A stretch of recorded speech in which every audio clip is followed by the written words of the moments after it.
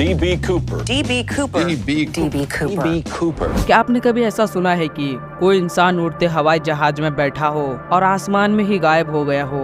अगर नहीं सुना है तो हम आपको बता दें कि यह कोई कहानी नहीं बल्कि हकीकत है। आज से 48 साल पहले ऐसा अमेरिका में हो चुका है और वो रहस्यमय इंसान आज तक गायब ही है। बात 1971 की है। सूट बूट पहना एक आदमी हाथ में काले रंग का बैग लिया अमेरिकी एयरपोर्ट पर पहुंचा। वहां उसने काउंटर पर जाकर सिएटल जाने वाले फ्लाइट का टिकट लिया।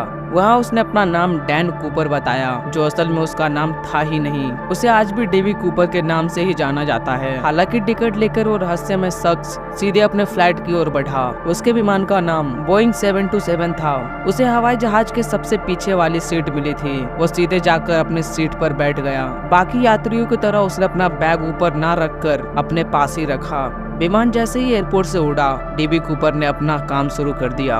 कूपर ने फ्लाइट अटेंडेंट को एक कागज का टुकड़ा दिया। कहा जाता है कि तब अटेंडेंट को लगा कि वो कोई बिजनेसमैन है और उसे अपना नंबर दे रहा है।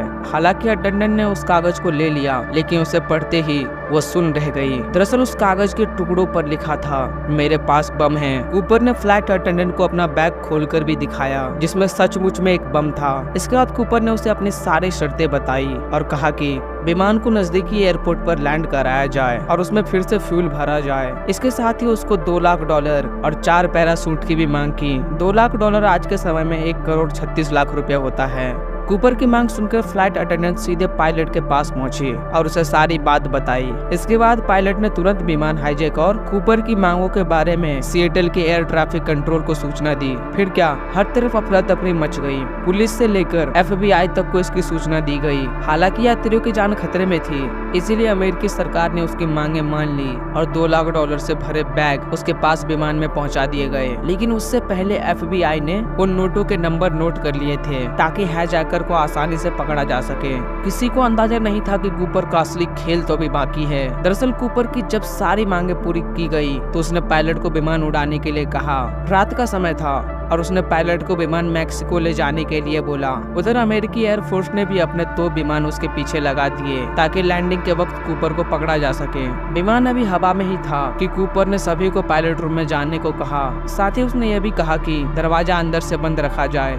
इसके थोड़ी देर बाद पायलट को विमान में हवा के दबाव में फर्क महसूस हुआ। जब पायलट ने बाहर जाकर देखा तो विमान का दरवाजा खुला हुआ था। उसने तुरंत जाकर दरवाजा बंद किया और कूपर को पूरे विमान के अंदर ढूंढा, लेकिन उसका कुछ पता नहीं चला।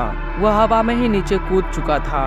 विमान जब एयरपोर्ट पर पहुंचा तो उसे चारों तरफ घेर लिया गया। सबको लगा कि अब तो कूपर पकड़ा जाएगा, लेकिन वह तो पहले ही भाग चुका था। हर कोई ये जानकर हैरान था कि आखिर कूपर ने ऐसा कब किया। यहाँ तक कि उस विमान के साथ साथ चल रहे अमेरिकी एयरफोर्स के विमान के पायलट को भी इसके बारे में कुछ पता नहीं चला। कूपर को हर जगह ढूंढा गया, लेकिन उसका आज तक पता नहीं चला। तस्वीर के नाम पर भी उसकी बस एक स्केच है। उसकी असली तस्वीर भी किसी के पास नहीं है और ना ही किसी को यह पता है कि वो कौन था, कहां से आया था और क्यों ऐसा किया। खैर दोस्तों, ये जानकारी आपको कैसी लगी हमें कमेंट करके जरूर बताएं। और अगर आप हमारे चैनल पे नए हैं तो हमारे चैनल को सब्सक्राइब कर लीजिए, क्योंकि हमारे चैनल पर ऐसे वीडियो आते रहते हैं।